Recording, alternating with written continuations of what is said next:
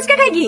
চ কাকু, আমাদেরকে 10 টাকার ফুচকা দে। 50% ডিসকাউন্টে খাবা না ফুল পেমেন্ট দিবা?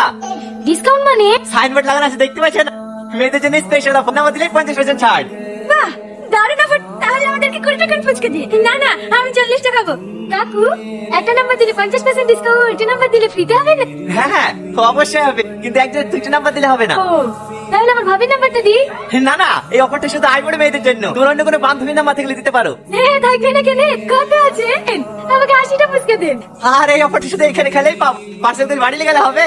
আরে আপনি টেনশন নিয়েছেন কেন? এইখানে দাঁড়িয়ে দাঁড়িয়ে সব মেরে দেবো। আপনি শুধু দিয়ে যান।